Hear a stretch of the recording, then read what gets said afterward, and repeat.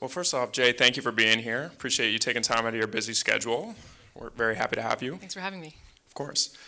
So you are the CEO of Bluesky, which is a decentralized social media network. And there's also a protocol involved, and we're going to get into all of that.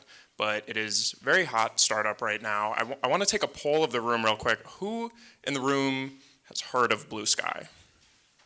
Okay, so all the hands went up, basically, most of them. Who is on Bluesky? Just raise your hand. Okay, we'll see if we can. There's some work there. We'll do some work. Okay, so I am on Bluesky. So I just wanted to quickly just talk about my experience. So I'm a journalist, and I try to build a brand. I've been building a brand on X and Threads for a year or two now, and in 2 weeks on Bluesky, I amassed more followers and more content interactions than either of those platforms. And that's not really a coincidence from what I can tell, because a lot of journalists, a lot of media people have had this experience where they go to Bluesky and they just have these crazy interactions. And it's caused a lot of people to say that Bluesky has the juice, quote unquote. And we're going to talk about the juice. So first off, are you aware of the juice? Yes. Say more. Early on, we got a lot of people who really loved posting. And honestly, I will say a lot of the team are posters at heart. And so we've been building something that we want to use and that other people have adopted and really made their own. And so I think it's not a coincidence. Like, we've got it's really good for news, it's really good for creators, because we built with that in mind, not just for ourselves, but philosophically what we wanted to do with this entire project, which, if you know the backstory, originally spun out of Twitter. And I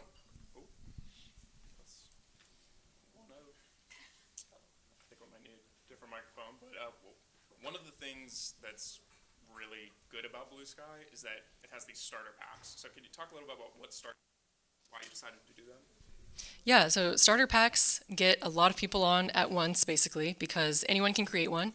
You create a list of all the accounts that you want to add to it, all the feeds you want to add to it, because anyone can create their own custom feeds. And then you can send that with a link to your friend or share that on social media. And you can even put up a QR code, which we did yesterday at the Wired conference, where people can scan it and then download the app and immediately be onboarded into a curated experience that your friend made for you. And we did this because we've actually, a lot of people on the team have tried Twitter multiple times, and for some people it didn't stick until their friend went in and followed 200 people for them. And then they were realizing, oh, okay, now I've found this niche that I didn't know was here that I'm interested in now. And so to overcome that problem and also make it easier for people to break network effects and come over all at once, we built what is essentially an automated version of what my friend's friend did for her, which was just follow 200 people that your friend picks for you. Yeah, it's really smart, and it's really helped the platform grow a lot. I think yesterday you guys reached 24 million users. Is that right? Yep. And how many do you have? How many did you have at the start of this year? At the start of this year. Roughly. I mean, where were you at in January, February, Trying to recall, I think it was closer to a million or a few million or something like that. A few million, something like that. Yeah, we opened up in February, so we were invite only. Oh, so we were 3 million, we grew up to 3 million through the invite system. And then we opened up in February, and that was how many we'd gotten through just people inviting each other through invite links. And then we think we grew up to about 10 million fairly quickly from there. So yeah, that February was public launch. And I kind of wanted to talk about your origins for a second. I mean, you started inside of Twitter. It was funded by Jack Dorsey, who was playing a big role in the origins of Bluesky. But it was also created largely because of this paper called Protocols, Not Platforms. I was wondering if you could talk about what that paper is and how much it's influenced what Bluesky is today. Yeah, so it's a pretty strange story. I never actually worked for Twitter. I was pulled into the Bluesky project as an outside expert on decentralized social networks. I was building decentralized social protocols, building a social app on my own as a developer at the time. And Mike Masnick, this tech journalist, wrote a paper in 2019 called Protocols Not Platforms that put out a vision of how social media could be different if Twitter were originally a protocol or any of these social platforms were. And you could treat it more like a public good, more like an open platform that anyone could build on. And he proposed that this could be a path towards resolving some of the thorny issues around moderation and free speech and all these things, because now you have a platform where if people don't like it, they can fork it, they can modify it, they can go off and society can sort of co-evolve the platform along with changing values. So Mike now is on the board. When Jack left, Mike replaced him on the board, and we've just been steering towards that initial vision that was set forth in the early days when Mike pitched Twitter on it. And I mean, you are, kind of a interesting. You have an interesting role because you are not just the CEO of Bluesky, the platform. You're also the kind of steward of the protocol that it's built on top of. So if people don't like Bluesky, the platform, they can join another app that's built on top of the @ protocol. Am I understanding that correctly? Yeah, the @ protocol, we have heard it described as a toolbox for building social applications, and that's pretty accurate, I think, because there's lots of pieces to it. We made it pretty modular, composable, so you can just use the identity piece, you can build a whole new app on it, you can build a whole new moderation service, or you can do the whole thing from scratch yourself and have the pieces interoperate. And I'm curious if you think that those roles are at odds with each other, because on the one hand, you're in charge of this protocol, this ecosystem that's supposed to be very open, and then on the other hand, you're trying to grow this platform, and you're competing with some pretty big players, and you have investors, and I'm just curious if you think that those roles could ever conflict with each other. Yeah, our thesis was that driving growth and dogfooding the protocol, and so actually building something that had scale on it, was the best way to get attention on the protocol and to make sure that it was really robust and could serve something at scale. Our original goal was to build just the protocol and then get Twitter on it, and so Twitter would be the client application and we would maybe roll it out a piece at a time. But of course that didn't happen. We went ahead and built our own app, but then the path towards protocol adoption now has been getting devs and users on. And so having a lot of users in an open social graph, open APIs, brings more developers who start to check it out. And social has just been really closed for a long time. The age where you could go and build a new client app or build a new experiment on Twitter or Facebook was 10 years ago. And so there's a lot of appetite, constant appetite for reinvention, but not having that open network has made it not possible. So now that we've got users and we've built on an open foundation from the ground up, everything is open source, protocols are open, APIs open, that means that now this is driving attention into the protocol ecosystem.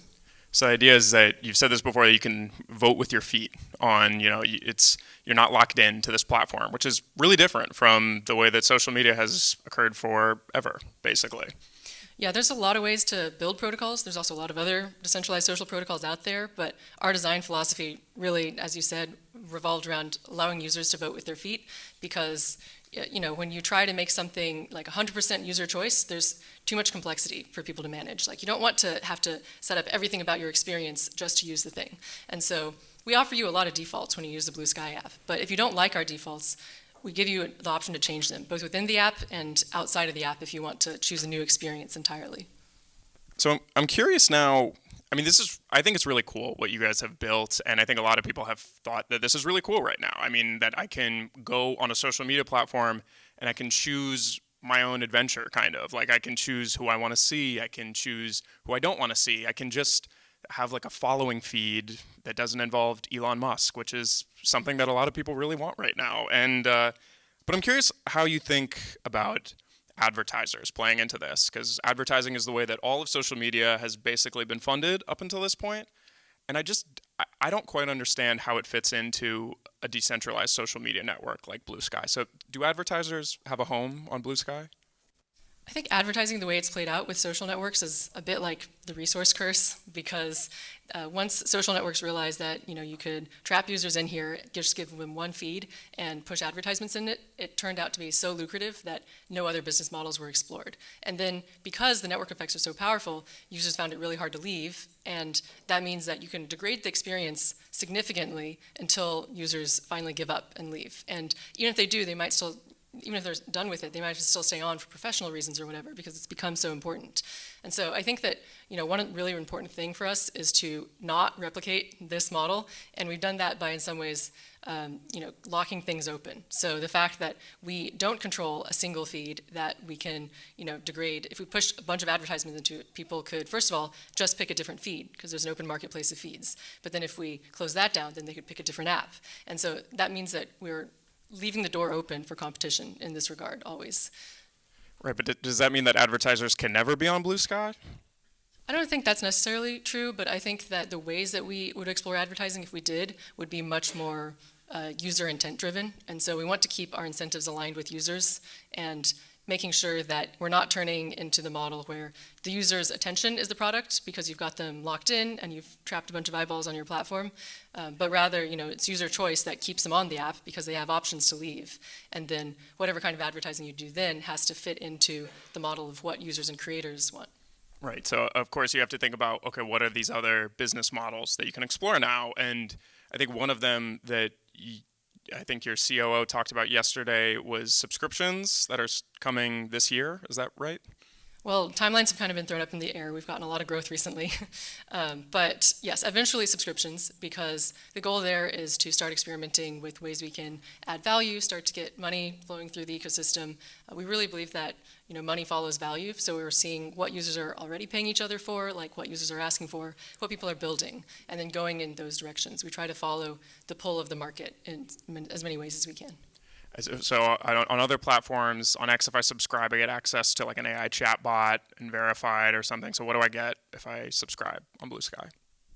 Well, even right now, we are selling custom domain names, so you can have like a custom domain as your username. This might be part of it down the road, but as for what's going to be coming out in our subscription model, I will announce that when we have it. Fair enough. What about verification? I mean, well, first off, I want to ask you just broadly, like, why has verification become this like enormous thing with every social media platform that verification comes up time and time again? I'm just curious to get your thoughts on it broadly. Yeah, I mean, there's, I think, the question of just authenticity and dealing with impersonation, which can be a real problem. Like people can get scammed, or there can be, fake news spread around by somebody who's pretending they're someone they're not. And so that's one issue, and that can kind of be handled partly through moderation and other ways through reputation signals of making sure this is the right account. And then I think verification is also in some ways about status. Like people care a lot about what it means. They care a lot about like what is, and who's giving it. And generally the model is the app itself gives it, because the app itself gives you every experience you have. But we also, in the model that we've built around feeds, around moderation, have these large third-party ecosystems. And so in whatever we do, we're never going to be the only provider. So the way that verification works right now is through domain names. So if you have a well-known domain, like TechCrunch can be techcrunch.com as your username. And then you know that only TechCrunch could have done that because they have to control that domain name. And that's the only way they could set it as their username. So this builds off the existing trust model of the web. Our goal is to make social like the web again. And after many years of starting to accumulate trust in certain domain names that have a strong brand reputation, we can just build off that. That doesn't solve it for everybody, because you might not have a domain name that's associated with you, but it solves it for some folks. So right now, that's what we've been encouraging people to do. And when do you think verification will come to the platform? Beyond that, well, it's a area of active discussion right now. We kind of we've put it out there, people have been talking about it on the app, on GitHub issues, and it's something that we want to make sure that there's enough alignment and community buy-in for anything that we roll out, so that it's not just something, because it can really start to change the incentives of the game when you introduce something like that. Sure. And I wanted to talk a little bit about your competitors in the space and who you think your competitors are here. Every social app that doesn't give you the ability to leave and just gives you a single centralized feed.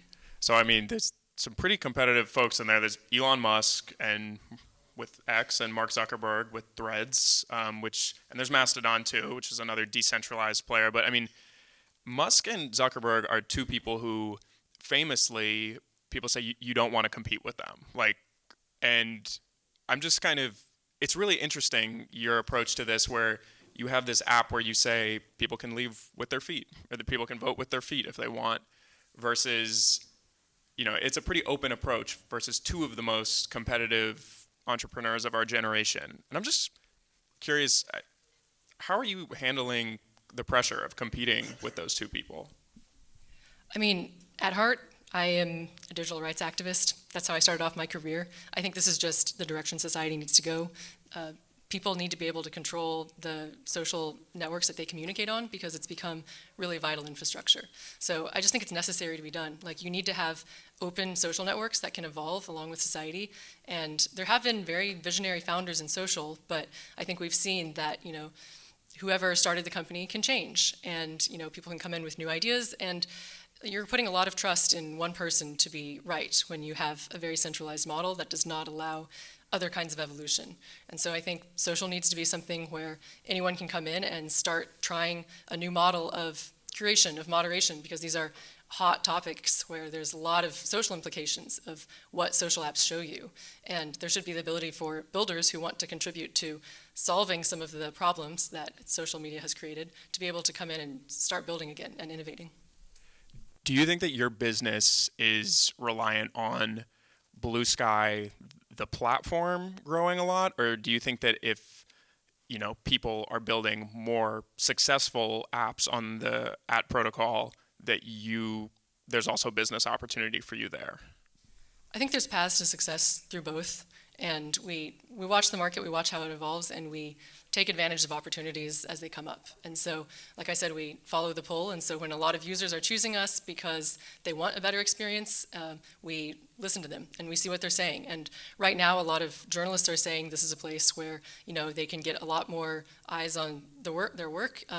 We don't deprioritize links or anything like that. You can get tons more engagement, tons more click-throughs. Creators are saying that they're making more sales, they're converting more people to subscribers on wherever they have subscriptions going for their own work, and that is just really positive and compelling. We want to provide that for people and give people what they need. I mean, you raised Series A. It was $15 million. You announced it in October. I think it was closed maybe a little bit before that, but I'm just curious. I mean, you had about half as many users then, and I think this was pre the era where everyone was talking that Bluesky has the juice. So I'm just curious, are you guys looking to raise again soon? Are you getting attention from investors right now? Definitely getting attention. And again, I think I've learned that fundraising is a very continual process, ideally, where you build relationships over time. We also really like to get to know people, and we have pretty close relationships with the people who've invested.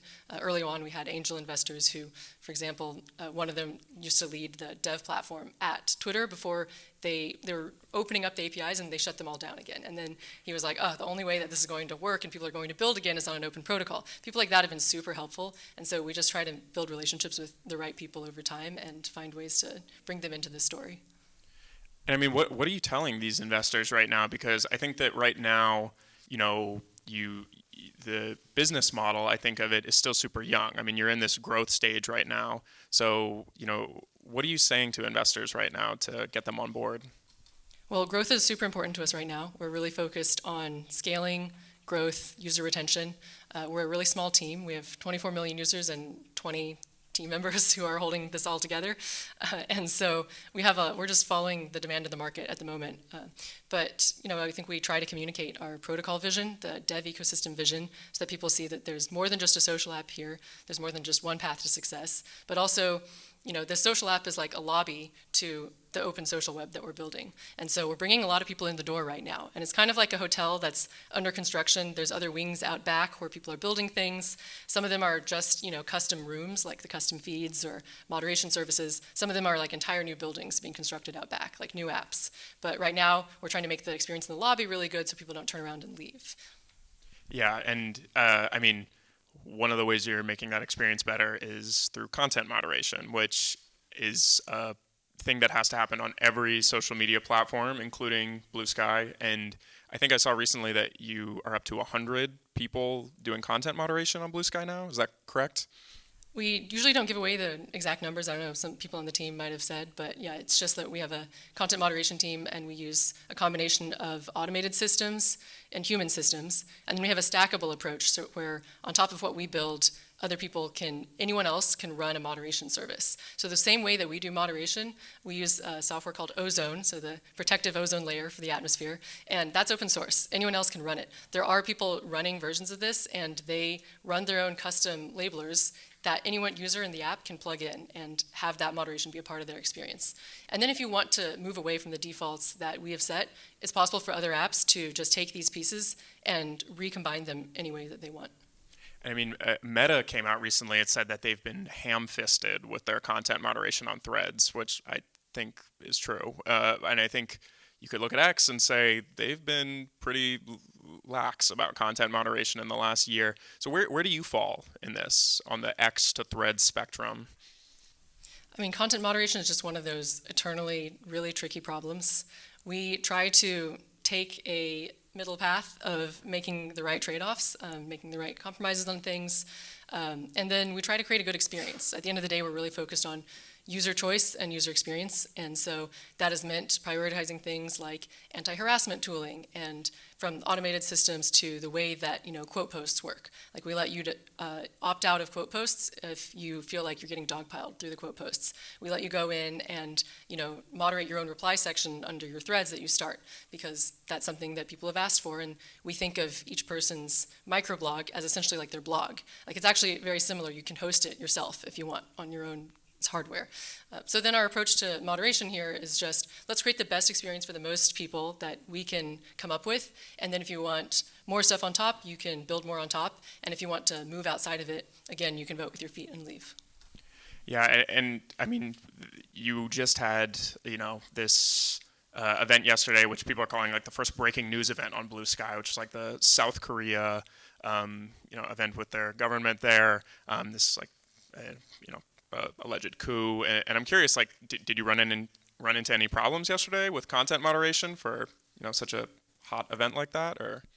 I think we're always just adapting. I mean, it's like also a moving target, because whenever there's always, every social platform becomes a site where there's bots, there's like people coming on trying to disrupt, and so we have both a combination of like automated and human systems where we're trying in real time to respond to how are things changing given this event or this new influx.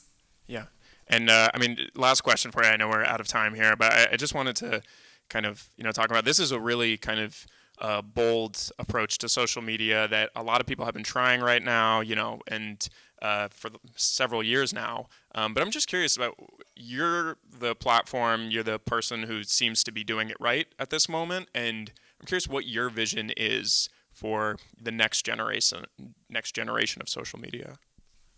Make social like the open web. Have the ability for people to build things, new sites to spring up, new experiences to be built, for things to become, the core layers of it to become standardized so that people can build on this and know that it's stable, long-term infrastructure.